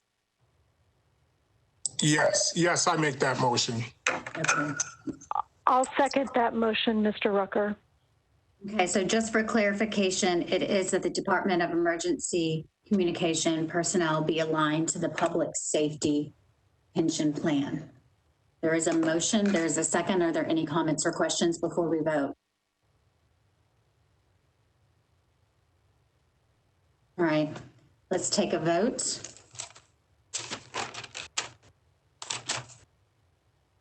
Mr. Rucker? Aye. Mr. Chapman?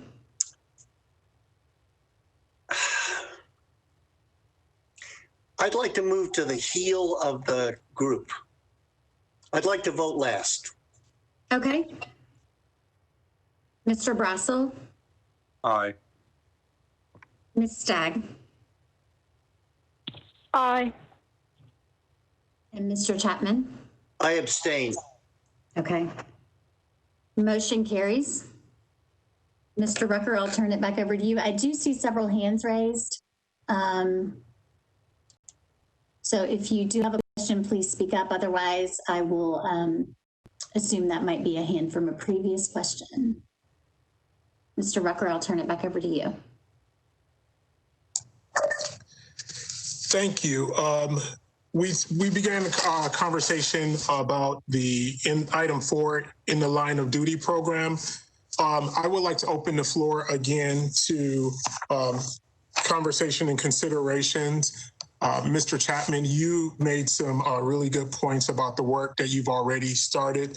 And as it relates to the in the line of duty program, at this point, I want to see if we would have a recommendation going forward. So, Mr. Chapman. Let me put this in a little different context. If you've had a chance, you know that there's a document that could be attached to item 5. I kind of like to do the same, and I wrote that document. I've had the consultant from the retirement consultant read it over. He made some proposed changes to it. I was allowed to talk to him because he's not a member of the committee. I also shared it with staff, so they had a shot at it as well. And now it rests with all of us. I think I'd like to try to do the same thing for the IOD program, because we had some really good discussions with Steve Kane about what's going on. I think those are very positive things. I probably would like to get the staff to write to each of the representatives of the groups that we've had attend these meetings, so that we kind of put them on the spot, because we get on the spot too, as far as they got any suggestions. Because I know when I appeared before the council committee, Ms. Murphy questioned me pretty sternly about making sure that we interface actively with employee groups. So at least with the IOD program, which impacts their members a lot, we kind of put them on the record and say, what do you think? Where's your suggestions? Do you have any suggestions? Is this working well? Because, you know, essentially the stuff that I wrote for item number 5 is a comfort letter.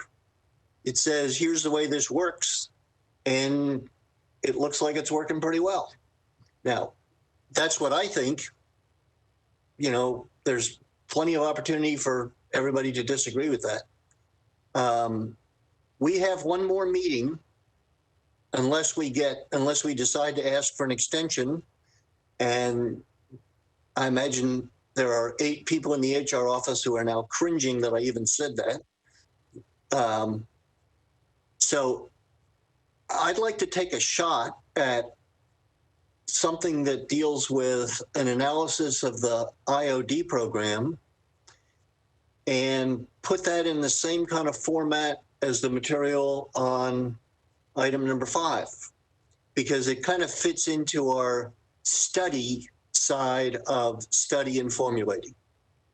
And I promised to put some things in there that we could say, you know, yeah, we do need a safety officer. That would be very helpful. Whether it needs to be in human resources or someplace else, that's a question for somebody else to kind of weigh in on. But I'd also probably put in there that, you know, the folks over in emergency communications, although I would suggest if you've got 30 workstations, you probably might look a little funny with 30 bicycles, but it might be helpful for them to have a stress relief opportunity. And if that means you got to hire one more person for every shift, somebody can cost that out and see what that costs. That's my thought. Thank you. Mr. Brazo? If Mr. Chapman is willing to take the time to put that together, I would gladly review it and discuss it at the next meeting. This is Dick Chapman. I have an advantage here. I'm retired. So I don't have to go to work and all that kind of stuff. So if at 11 o'clock at night I decide to type, which involves only 2 fingers, I can do that for a little while. And I promise to have something like maybe by Friday of next week. Ms. Staggs? Thank you. I agree with Mr. Brazel, and thank you, Mr. Chapman, for agreeing to do that work. What I feel certain about is that this item for recommendation needs to include what is written here. It comes from HR. HR has identified they need a central safety office within the HR department, and I fully support that recommendation. I'm happy to consider an expansion of this recommendation once we are able to see what Mr. Chapman writes up.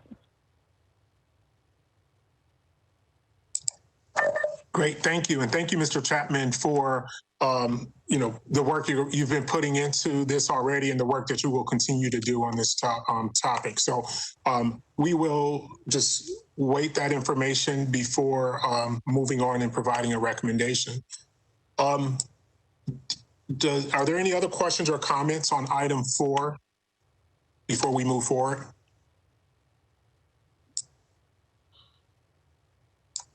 Thank you. Well, looking at item 5, in thinking of item 5, I know a lot of comments that have been made throughout our session today has touched on and really kind of glanced on the pension funding issue. So item 5, as it relates to pension funding and the contribution rate setting, I don't know if there is any recommendation that will be coming from our committee, but I would like to open the floor up, and I can start with you, Mr. Brazel, get your thoughts on that. My only thoughts would be, I mean, obviously we're at a point now where we don't have the time appropriate to discuss this, but I would like to recommend that, the next time that one of these committees are formed, that this be one of the focuses of what they do. I understand that the plan is in good shape right now. It's well funded, but we all know how volatile defined benefit plans can be, and that it can all change very quickly. And once it changes, it's very hard to recover. So I do think that the next time this committee is formed, that they should take a long, good look at, whether or not you want to proceed offering a defined benefit plan, or, look at freezing it and considering other options. Thank you. Mr. Chapman, any thoughts on item 5 at this point? I'm going to avoid no, I won't. I was going to say I was going to avoid any pride of authorship statements. To the same extent that you guys would agree to look at the in-line of duty program material I put together, you have a statement about the pension plan based on the stuff that's been reviewed with us and some other material that I've managed to kind of accumulate through looking at various spots in the Metro website. I think this is an accurate statement about the current status of the benefit package and what happens based on it. I think, or I would hope that we would simply say, okay, here's a review of where the pension plan sits now.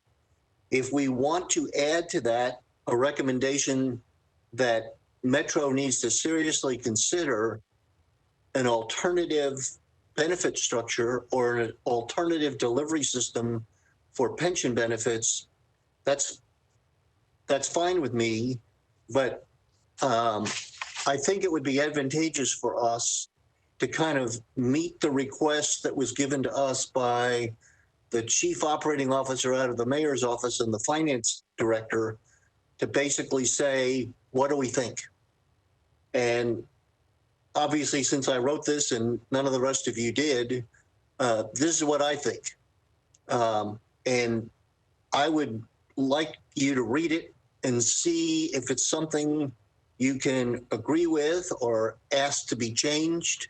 And since we're a body of four, whatever I'm laying out there as a draft proposal is from one of the four of us. And anybody can say, yep, this is okay to say, or I'd like to offer this change.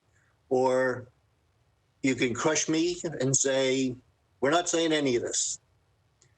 So that's the only thing I would suggest is you take a look at it. And I realize you got it last night, so it's not fair to ask you what you think about something as meaningful as the retirement plan with about 15 minutes to look through it and say, gee whiz, this is 5 pages and they got a lot of assets and here's how they're allocated and here's what the author said. So I would hope that you might want to take a look at that, see what you think. I'm perfectly willing to listen to anybody say we need to think about an alternative benefit structure going forward. Now, if we're going to do that now, we probably need to ask for a couple months extension on that and see what happens. But that's my thoughts on where I am on this item. Thank you, Mr. Chapman. Ms. Stacks?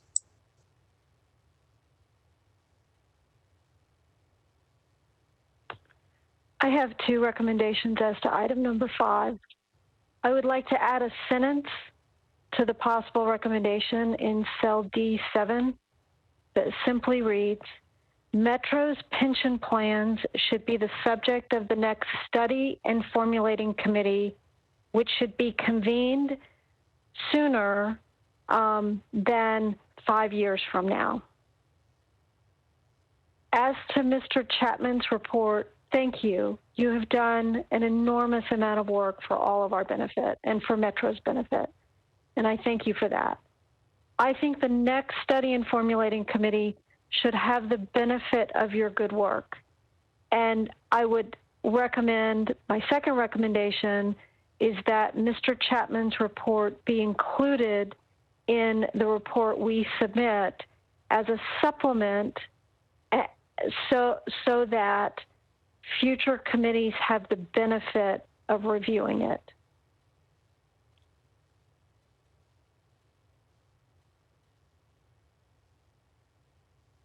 Ms. Stagg, is that a motion or a recommendation for a motion? I'm happy to turn it into a motion. Okay, so I do imagine some people may want to have some dialogue on it, though. yes, absolutely. And let me just restate and let me know if I have, if I'm stating something incorrectly for what you are trying to convey. What I'm getting from Ms. Stagg is she has a recommendation to come out of this committee that the Metro pension plan should be the subject of the next Study and Formulating Committee, which should be convened sooner than 5 years. Also, that the report that Mr. Chapman has put together should be included as a supplement to the final report so that a future committee can have the benefit of reviewing that. Is that an accurate motion, Ms. Stagg?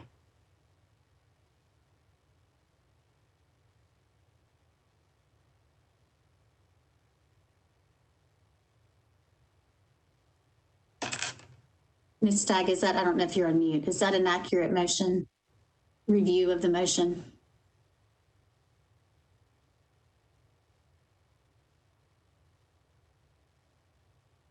Can you hear me now? Yeah, I can hear you. I was just wondering if anybody could hear me. Sorry. Would that be accurate?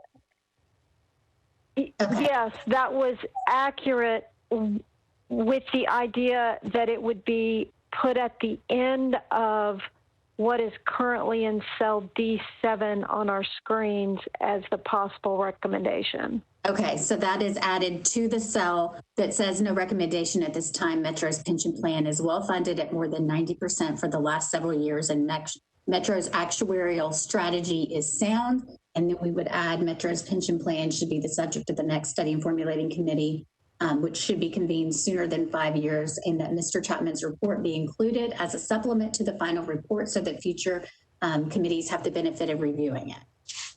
Yes, that's correct. Okay, thank you. Is there any discussion? I know that's a motion. We do not have a second yet. Is there discussion before a second? I second the motion. Sorry. Okay, thank you. This is Dick Chapman. I want to make a couple of observations. First, I'd like the other committee members to read the report to see if you generally agree with it. Some of it is factual stuff, but the stuff that's in bold is opinions. And it says Study and Formulating Committee on the front of it. So we all need to read at least those observations that are in there to make sure you agree, because unless you want me to change the front of that and said, you know, this is one member's thoughts, you're going to be stuck with this just like me. The other thing is this review has timely information in it. So if another Study and Formulating Committee looks at this and says, gee, this is a nice format, at least for a background piece, somebody's going to have to update it with the information that would be more current, because it's got some financial numbers in it that, quite honestly, based on what the benefit board's already doing, will be out of date in a week or two, because they had a study group yesterday or the day before that looked at the actuarial valuation for the fiscal year that starts next July. So I want to say that with kind of ask each of you to basically read this over. If you have specific suggestions on changes, send them to Christina so that Christina might send those to me so that we can then discuss those at our next and what appears to be final meeting. Thank you, Mr. Chapman. I would like to recognize Nikki Ecke and then James Smallwood. Oh, thanks. I had before I had raised my hands before Mr. Chapman started speaking.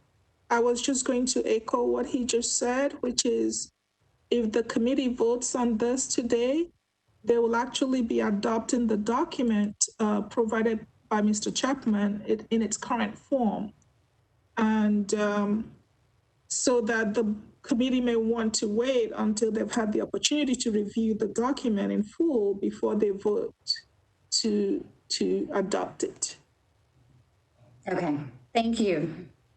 Mr. Smallwood? Yes, James Smallwood, FOP. I've heard several references from Mr. Chapman today about some reports that he's written and provided to the committee. Is there a way that we as employee representatives can get access to those reports so we can review them as well? Yes, they will be available on our website where the agendas are posted, as all the other materials from the former Study and Formulating Committee meetings. Okay, thank you. You're welcome. With that being said, we do have a motion and a second on the table. I do want to take into account Ms. Ecke's comments of reviewing the materials in depth, all the committee members, before a motion or is adopted at this point. So Ms. Stagg, as the maker of the motion, just want to kind of give it back to you. I know you made the motion. Wanted to see what you thought about Ms. Ecke's comments.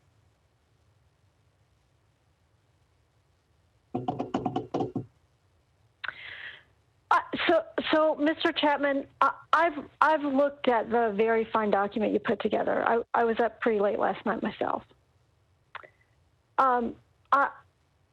After Ms. Hickey sent it to us, I don't have a way at this point to check all of your facts and your numbers. However, I have full confidence in you. Your opinions appear very sound in the document. I have no problem with having this go out under the name of the committee. I do agree everyone needs a chance to review it. And frankly, I think allowing our labor representatives, Mr. Smallwood and others, to review it and probably submit comments would be appropriate if we wanted it to be in a report for the entire committee. Unfortunately, though, we're out of time, and I don't think, given the ongoing pandemic, the right thing right now is to extend this committee. Perhaps one option is to simply, on the first page where it says the Study and Formulating Committee, just simply have it say, Mr. Richard Chapman, a member of the Study and Formulating Committee, and leave it at that.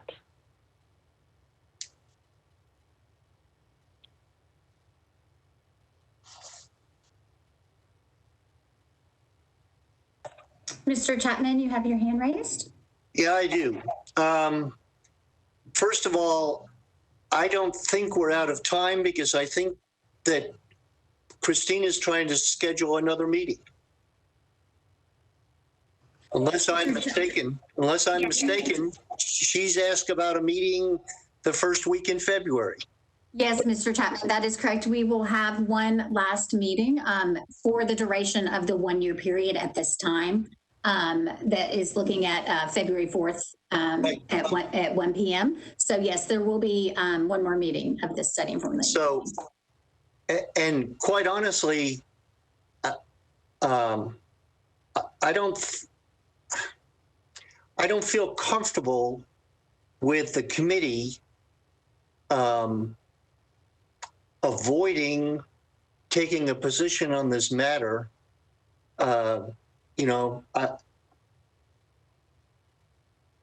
Because it's our responsibility to do that. And quite honestly, there's nothing in here that I can tell that's controversial. It's basically observations about whether the pension plan's well run or not well run, and is meeting its objectives or not meeting its objectives. And all of us can certainly render an opinion on that. And if you want to make changes to the document, that's fine. But I'm not personally comfortable just having one member of the group take responsibility for observations that the group should make itself. And that's my opinion. I appreciate that. I think, though, and it looks like Mr. Young may have some things to say. I want to make sure he weighs in here. But given Mr. Smallwood's comment, I do think if this review is going to be part of the committee's report, others need the opportunity, Mr. Smallwood and others need the opportunity to comment on it. That's only fair. As should the rest of the committee be entitled to comment on it. Well, and that's my point is all of the members of the committee should have an opportunity to comment on it.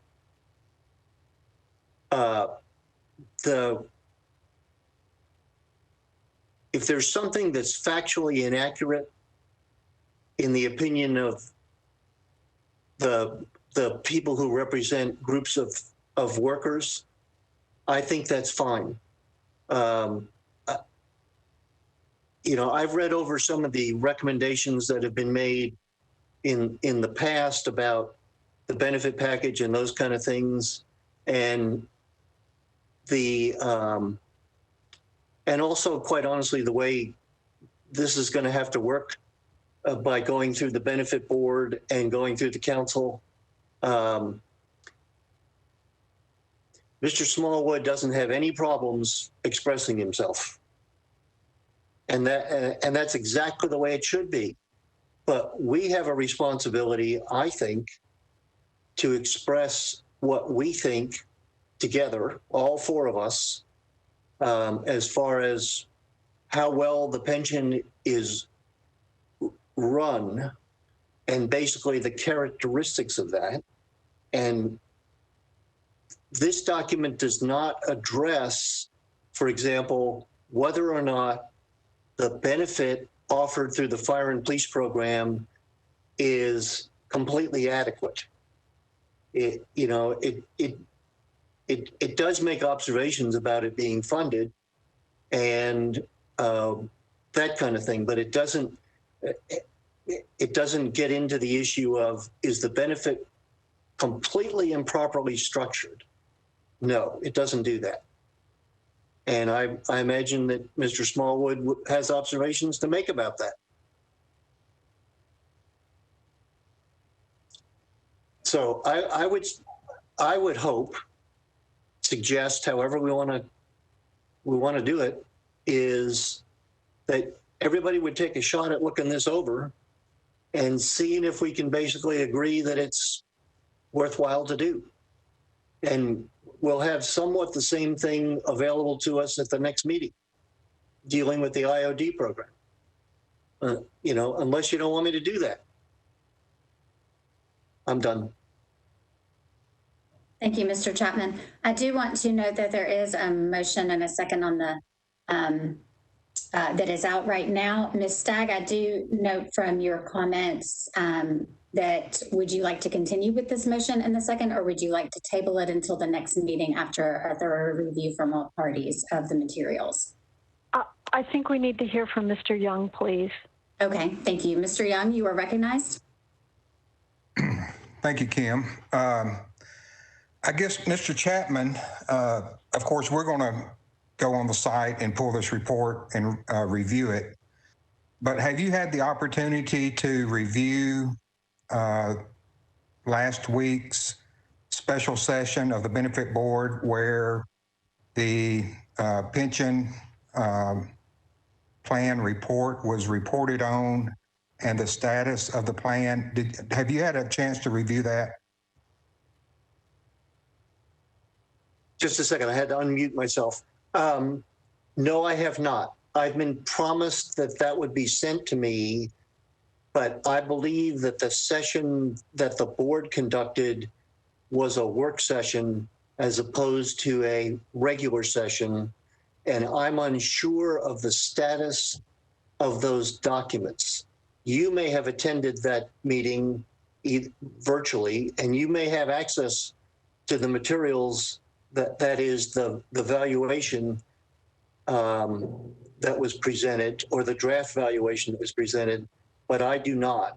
Now, I do know that for the past 12 months, the rate of return on the investments has been about 14%, because that's reported at the Treasurer's website under investment returns. So I do know that, but I don't know what rate has been suggested for the contribution rate in the next go round. Okay. So, Christina, if it's possible to get this committee that report that was given, it may help with next meeting that we've got the most recent updated information on the status of the pension. That's all. Thank you. Okay, thank you, Mr. Young. And yes, what he is referring to is the study session that was conducted. Actually, it was this week on the 19th. The next committee meeting for this committee is scheduled for February 4th at 1 p.m. There will be a final pension plan valuation that will be discussed at the February 2nd benefit board meeting. So that information is probably going to be the most up-to-date information that I can get to the committee, but I can also get the preliminary report as well distributed to this committee. This is Dick Chapman again. This is back to Mr. Young. I didn't deal with the business of the benefit board as far as setting the contribution rates. Okay, in this report, and I realize you're working at a disadvantage because you right now can't see what I wrote, so you don't know the basic composition of the document. So, and the other thing is, the financial information is built. I've tried to build it around a constant date of June 30, 2019. Because when I started this thing, that was what was available to me. And it doesn't, it really doesn't deal with rates of return. It more deals with, decision-making structure and whether or not the board, the mayor, and the council have made appropriate contribution levels over a consistent period of time, that kind of stuff. It doesn't really deal with, and it deals with saying, here's what the funding looks like, but not what the recent rates of return have been, or for that matter, over time, the fact that in some years, the rates of return have been below the target. Okay, I mean, and I'm kind of talking to you about something that you haven't seen, and I hope you'll get a chance to look at it so that you can see the approach as opposed to, and then give me some feedback. I'm done. I have a motion I'd like to put before this committee, please. Okay, before you do that motion, there is a motion and a second on the table. Would you like to withdraw the previous motion? I'd like to amend the previous motion, please. Amend the previous motion. Okay, please proceed.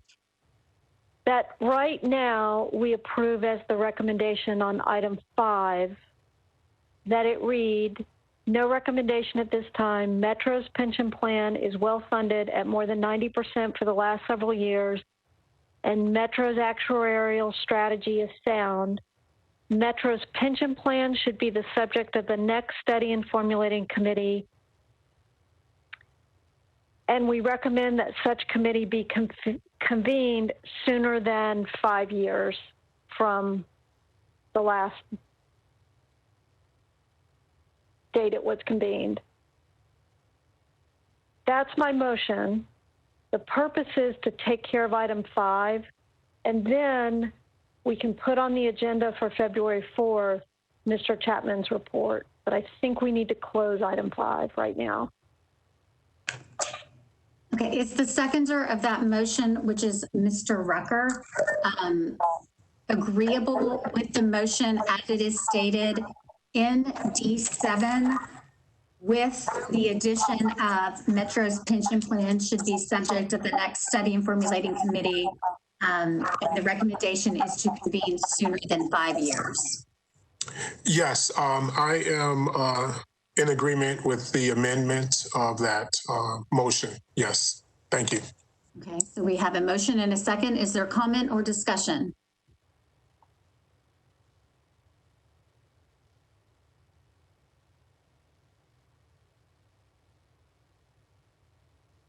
Mr. Chapman, your hand is raised. Not anymore. Okay. Well, with that being said, with no comment or discussion, let's take a vote on this motion. Mr. Rucker? Aye. Mr. Chapman? Aye. Mr. Brassel? Aye. And Ms. Stagg?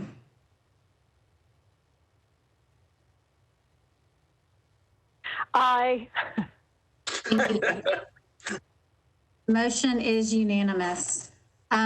With that being said, we can move to the second agenda item, which I believe we have already kind of encompassed. That was the information that Mr. Chapman had presented. Mr. Chapman, do you have any other comments? Is there anything else you would like to state regarding the information that you have so generously put together for this committee? Yeah, I just have a question. There's, on item number 1, there was some mention in the estimated actuarial contribution amounts of recommending going to a 3-tier, doing something about the RX design and that kind of stuff. Or is the possible recommendations information appropriate for that topic? Because the possible recommendations deal with the co-insurance and out-of-pocket maximums, but it doesn't deal with the RX design, the pharmacy design, which, although is not completely out of line with what other entities are doing, is certainly a rarity as far as modern pharmacy benefit management goes. And I realize we are about 10 minutes from when we'd like to end. In fact, some of us might have wanted to end 10 minutes ago. So I mean, we could put that discussion point off to the next meeting and think about it some.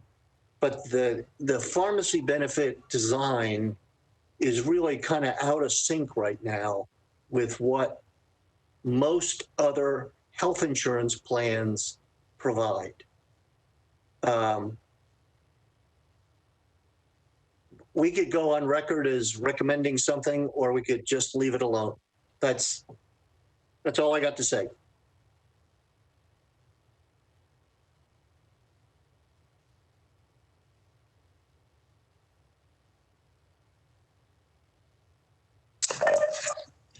I thank you, Mr. Chapman. I think we can maybe take it up next session, start the session or so, discuss that. But thank you.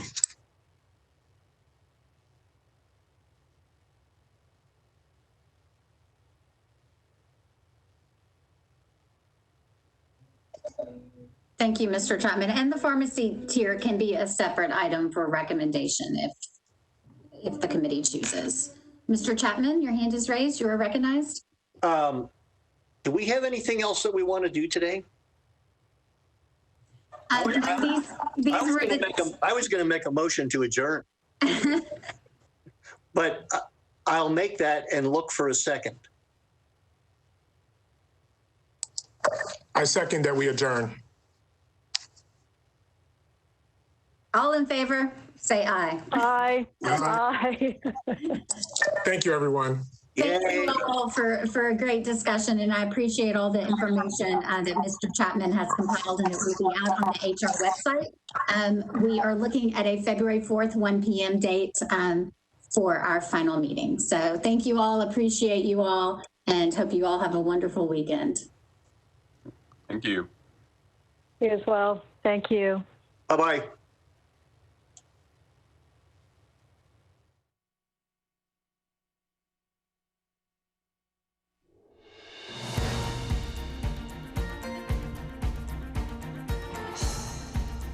This has been a service of the Metro Nashville Network. If you would like to see this presentation again, or for more information about this and other programs, visit nashville.gov.